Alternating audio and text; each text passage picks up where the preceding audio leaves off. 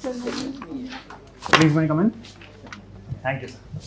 Good afternoon, sir. Good afternoon, ma'am. Thank you. तो high court में कोई exam दिया था क्या आपने? जी नहीं सर. ये क्या लग रहा है? क्या सर? ये हाई कोर्ट में क्या लग रहा है? अरे ये अच्छा, जी, एडमिट कार्ड. आरटीएस वाला. हाँ जी सर. ओहो, चलो. आपकी हॉबी क्या है ये? Sir, my hobby is journaling. Yes, sir. It's writing journal. अच्छा. Yes, sir. So more often I like to write about the goals that I want to achieve and break down into the smaller parts so that the motivation stays in and I can prioritize my things. That whatever I want to achieve. Please. So that way, which subjects mostly you are touching? Sir, civil subjects, majorly civil procedure code. Civil. Ji sir. मतलब civil process में आप अपन पूछ सकते हैं. जी sir, as of now मैंने prepare सारा syllabus करा है बट सिविल प्रोसीजर कोड. आप अपने आप को कॉन्फिडेंस किस में महसूस करते ज़्यादा? Sir civil procedure code. जी मैडम, जिसमें आप पूरी प्रोसीडिंग बता देंगे. जी सर. तो सिविल. ठीक है, फिर बताइए मनी रिकवरी सूट की पूरी प्रोसीडिंग बताइए. क्या क्या स्टेजेस हो सकते हैं?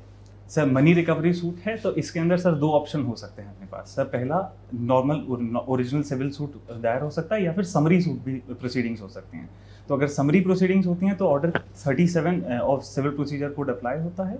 सो ऑर्डर 37 के अंदर पहले जब नोटिस दिए जाते हैं तो प्लेंट और एनेक्शर्स ये डिफेंडेंट को पहुंचाया जाता है और डिफेंडेंट उसके बाद अपनी अपीयरेंस को एंटर आउट करता है और अपीयरेंस विद इन 10 डेज जब एंटर करता है तब वो नोटिस देता है अपने एड्रेस का.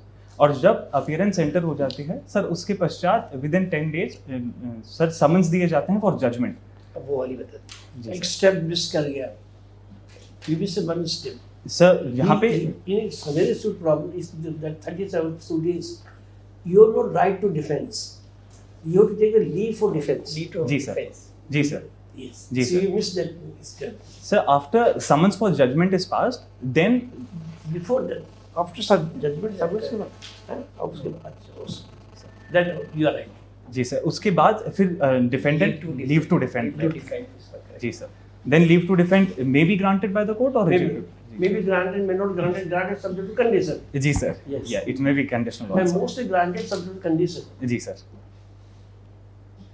सर फिर जब लीव टू डिफेंड अगर कोर्ट ग्रांट कर देता है तो उसके अनुसार फिर ये ओरिजिनल सूट नॉर्मल सूट की तरह कोर्ट कंसिडर करता है and then court passes the judgement and thereafter decree follows. और वो सूट पार्डन सर. ये तो समरी प्रोसीजर हुआ. जी sir. Sir, if original suit is there, then plaint is instituted in the plaint is provided in the court in duplicate, and thereafter summons are issued to the defendant. And when summons are issued, then defendant is bound to appear, and he have to file written statements. And when plaint and written statements are filed, then court pursue both of them, and court considers admissions and denials by the parties. And if after considering the admissions and denials by the party, court may provide them an opportunity of out of court settlement. Very nice. जी sir. Out of court settlement अगर court को ऐसा लगता है कि कोई settlement हो सकता है पार्टीज के बीच में तब कोर्ट वो प्रोसीडिंग्स अपनाती हैं. अगर नहीं अपनाती हैं तो thereafter issues are framed and the court continues with the proceedings and court if when the hearings are completed then the judgment is passed and thereafter decree follows. तो first hearing किसे कहते हैं? Date होता है first hearing. जी sir. Sir first hearing वो proceeding है जहां पर court for the first time अपना जुडिशियल माइंड अप्लाई करता है. कोर्ट प्लीडिंग्स के अंदर जाता है और उस फर्स्ट हियरिंग होने के बाद में कोर्ट इश्यूज फ्रेम करता है. जी सर. सर ऑर्डर 15 जो है पर्टिकुलरली फर्स्ट हियरिंग से रिलेटेड बात करता है. किन केसेस को फर्स्ट हियरिंग में कंप्लीट कर दिया जाता है? सर कौन से केसेस? फर्स्ट हियरिंग के अंदर एज ऑफ नाउ दैट मैं रिकॉल कर पा रहा हूँ सर उसके अंदर फर्स्ट हियरिंग के अंदर पहली चीज तो जो कोर्ट करता है वो ये करता है कि जो प्लीडिंग्स कोर्ट के सामने है प्लेंट और रिटन स्टेटमेंट्स कोर्ट वो परस्यू करता है. अब कोर्ट वो परस्यू करने के बाद में पार्टीज को एग्जामिन करता है और एग्जामिन नहीं, फर्स्ट हियरिंग में डिसीजन किन किन मामलों में दे सकती है कोर्ट? हाँ जी ऐसे सर. कुछ नाम है क्या? जी सर. जब कोर्ट को लगता है कि कोई भी फैक्ट या लॉ के बेसिस के ऊपर पार्टीज डिस्प्यूट में नहीं है तो फर्स्ट हियरिंग के अंदर भी कोर्ट जजमेंट पास कर सकता है. On the first hearing if the court feels that for example So, for example, when the plaint is provided to the court and written statements also provided, and in written statement, court is of opinion that defendant is admitting the claim of the plaintiff, and the defendant is not in interest to deny the claims that plaintiff is making. So, at that point in time, court considers that there is no requirement of any further proceedings, so then on the court may pass the judgment. अच्छा, एक मैं problem देता हूँ आपको। जी sir. एक आदमी सीकर जा रहा था और जाते वक्त उसने ये देखा कि सरसों के खेतों में उसने देखा कि एक महिला खड़ी है और एक आदमी खड़ा है, और उसे ऐसा लगा कि उस पर रेप कमिट करने की कोशिश कर रहा है। उसने अपनी गाड़ी रोकी और उस पर अपनी लाइसेंस वाली पिस्टल थी और गोली से मार दी। बाद में जब नज़दीक पहुंचा तो पता लगा वो तो हस्बैंड था उसका। तो ऑफेंस क्या कमिट हुआ? Sir can I think on it for a moment?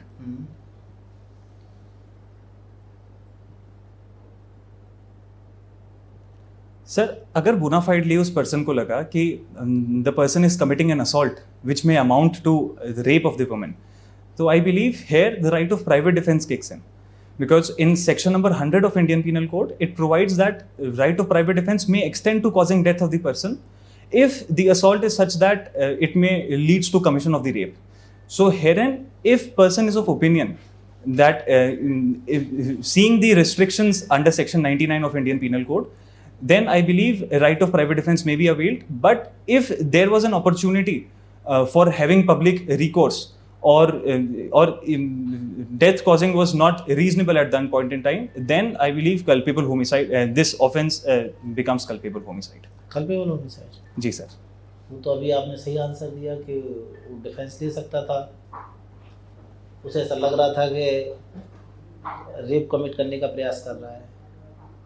Ji sir, अगर सेक्शन 100। जी sir, right of private defence भी पर्सन के पास में है, बट अगर section right of private defence is subject to section 99 restrictions, तो अगर क्या है सेक्शन 99 की रेस्ट्रिक्शंस? सर सेक्शन 99 के रेस्ट्रिक्शंस ये कहता है कि अगर पर्सन के पास रीजनेबल रिकॉर्स है कि वो पब्लिक अथॉरिटी को इन्फॉर्म कर सकता है। पब्लिक अथॉरिटी को रिकॉल कैसे करता है?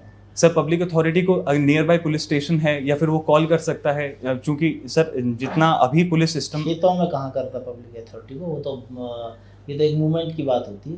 जी सर, तो अगर वहाँ पे उसको वो सर्कमस्टांसेस ऐसी रहीं कि अगर पब्लिक अथॉरिटी को भी रिकॉर्स करने का नहीं था और single option with him was that कि उसको वो लॉ हाथ में उसको वो कदम उठाना ही पड़ता, तब right of private defence will be utilised there. What are the essential elements of a valid contract? Ma'am, essentials of valid contract are as follows: that first, free consent must be there between the parties, and parties must be legally competent to enter the contract. Consideration must be there, and consideration must be lawful, and object must be lawful, and such contract is not declared to be unlawful or void by any other law in force. If these conditions are fulfilled, then it is a lawful contract. This contract at any instance declares some contracts as void?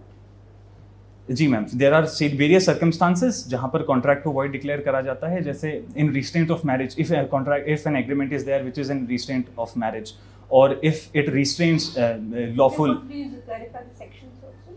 Ma'am, sections in restraint of marriage, section number 26 provides that, and section number 27 provides if the agreement restrains lawful exercise of any profession, business, then it is void. And section number 28 provides that if any agreement it restrains any person to institute lawful proceedings, then it is also void. And section number 29 provides that if an agreement is such that the meanings of which is uncertain or is not capable of making certain, then it is void. And lastly, section number 30 also provides that when the contract is regarding wager, agreement is regarding wager, then it is also void. All these are void agreements. 23, 24, 25, 26, 27. जी sir, Not void contract. Sir I am Expressly declared in the Contract Act. जी sir, All are the void agreements. जी sir, जी Void agreement. जी sir.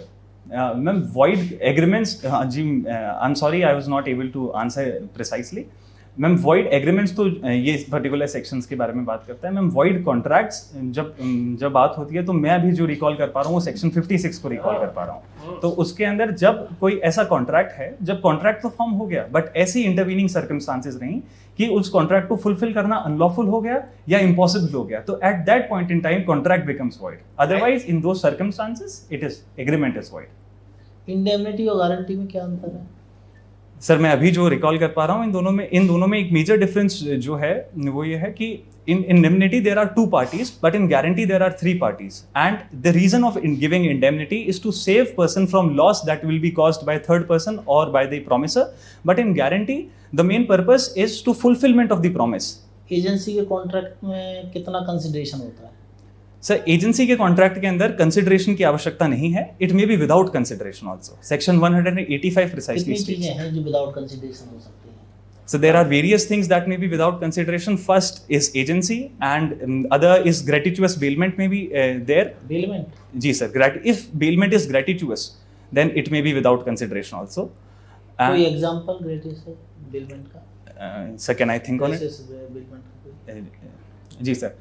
Sir एक example जैसे मैं सोच पा रहा हूँ, तो अगर कोई एक पर्सन अपने किसी फैमिली मेंबर के पास गया और उसने उनसे कोई व्हीकल ले लिया लोन पे, व्हीकल उन्होंने ले लिया किसी पर्टिकुलर पॉइंट इन टाइम के लिए, और जिन्होंने उनको व्हीकल दिया उन्होंने उनसे कोई कंसिडरेशन नहीं ली।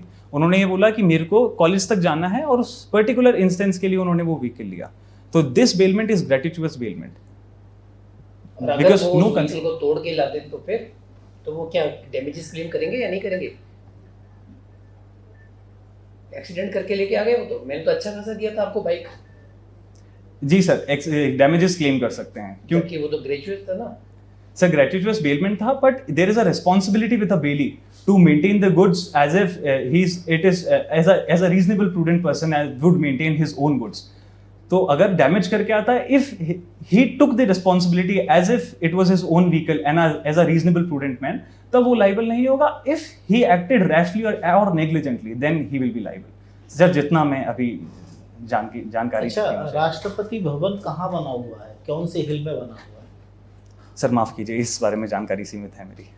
अभी तो पता होना चाहिए क्योंकि राष्ट्रपति का चुनाव होने वाला है। जी सर पर माफ कीजिए मैं नहीं। कौन चुनाव लड़ रहे हैं? सर 2 प्रत्याशी जो जिनके नाम को मैं जानता हूं सर, पहली हैं श्रीमती द्रौपदी मुर्मू जी और दूसरी हैं श्रीमान यशवंत सिन्हा जी।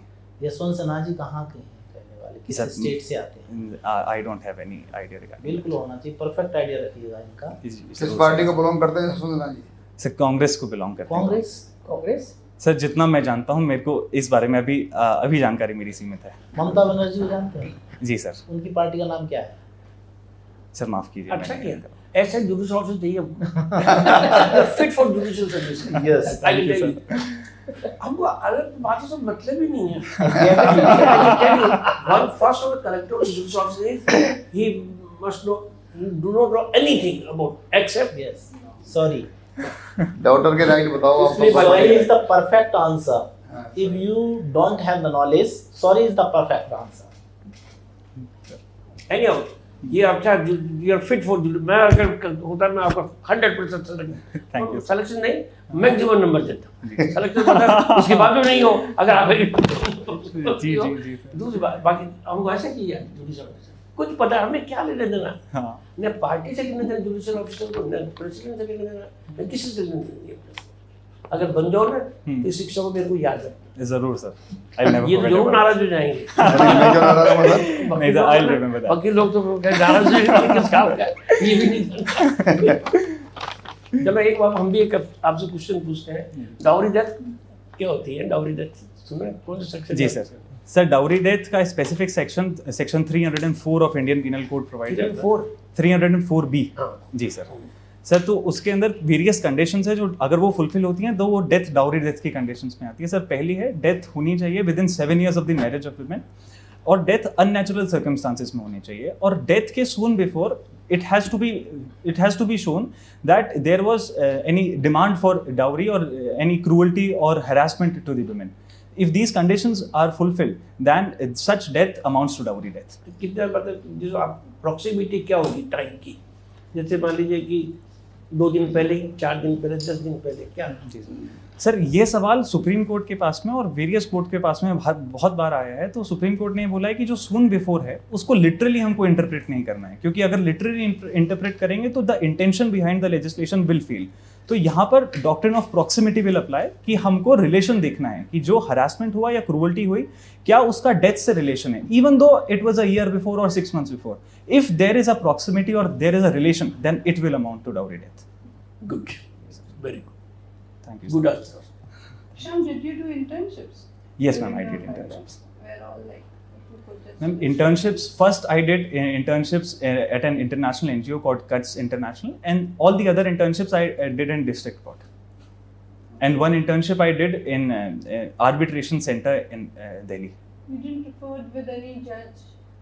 जी नहीं ma'am. You didn't get an opportunity? Ma'am, I did get an opportunity, but I preferred that my aim was judicial services always. So I preferred that why not see what is the other side of this career. So and I believe कि जो litigation वाली जो internships मैंने करी वो fruitful भी रही उस चीज़ के लिए, क्योंकि मतलब वहाँ पे मैंने पर्टिकुलर लॉस को सीखा और बहुत सारी डाइवर्स फील्ड्स थी और डाइवर्स सिचुएशंस थी, उनको डील करने का मुझे मौका मिला। तो इस कारण से आई प्रेफर्ड कि डिस्ट्रिक्ट कोर्ट के अंदर मुझे वैसे जजेस के पास नंबर तो आता नहीं है और आएगा तो कोने में बैठा रहेगा, कुर्सी पे बैठे बैठे जागते रहे और कुछ नहीं सीखोगे। सुप्रीम कोर्ट में बच्चे फोर्स करते थे, हमको लगा इंटर्नशिप पे लगा दो। हमारे 2-4 जज होते थे दोस्त, कहते थे लगा दो उसको, तो वो अपने कोने में बैठा था उसको। और वक्त अब सुप्रीम को पता है ऐसे फाइल फेंकते सीख बोलने दो, फाइल केस खारिज कर देते और यानी जानकारी करें सर। अच्छा, हम एक क्वेश्चन लास्ट। जी sir. This is the last question. यदि आपके डिस्ट्रिक्ट जज आपसे कहते हैं कि ये एक बेल है, इसे ले लो, तो आप क्या कहेंगे? आप सेलेक्ट हो जाते हैं, आपके डिस्ट्रिक्ट जज कहते हैं आपकी ACR भी भरेंगे, आपका कंट्रोल उनके पास है, क्या करेंगे आप? सर चूंकि वह डिस्ट्रिक्ट जज हैं तो मैं सम्मानपूर्वक उनसे यही बात कहूंगा कि मेरे पास जो केस आएगा then I will look upon the facts and the evidences that will be produced before me, और अगर फैक्ट्स और एविडेंसेस बेल देने के ऊपर अगर हाईलाइट करते हैं then I will surely give the bail. Sir मात्र ये कारण कि वो मेरी ACR भरेंगे या फिर वो मेरे सुपीरियर हैं, देन आई थिंक सो कि जुडिशियल ऑफिसर को इन सारे कंसिडरेशंस से हावी नहीं होना चाहिए, क्योंकि अगर हावी होते हैं तो सर द बेसिक नुआंस मना कर देंगे सर। मैं मना outrightly I won't say no, respecting the superiority of the seat that he is sitting on, but I will say that the case that will come before me, the facts, the evidences, and all the other arguments that will be denounced by the advocate, then I will. This question was repeated various times in interview. बहुत अच्छा आपका जवाब है, बहुत अच्छा जवाब। आप नाराज नहीं कर सकते उसको भी। जवाब अच्छा है। आप सर्विस करेंगे तो आपका करियर सारा कुछ डिपेंड करता है ACRs पर। जी सर। ठीक है ना, वो ACR डिस्ट्रिक्ट कोर्ट जज बढ़ता है। जी सर। ठीक है, उसका काउंटर हाई कोर्ट जज करता है, हाई कोर्ट तो आपको जानता ही नहीं है, वो लिख के मतलब 90% उसको ठप्पा लगा देता है हाई कोर्ट, एडमिनिस्ट्रेटिव उसको ठप्पा लगा देता है। ठीक है, आपका बेस्ट आंसर कि उसका रेस्पेक्ट करके सब देखूंगा, और अगर केस ऐसा सब जरूर बेल देनी है। बाकी जुडिशियल तो इंडिपेंडेंस होनी चाहिए।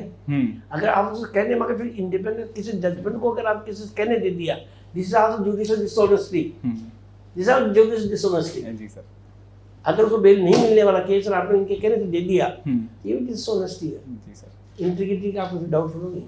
अगर इस चीज का बात है तो पैसे भी ले लग जाओगे, फिर तो आपको गुड लग जाएगा मुंह में। चलो यार पैसे भी ले लो, सारा कुछ करना चाहिए। पैसे good, thank you sir. Wonderful, ऐसे जुडिशियल ऑफिस चाहिए मुझे।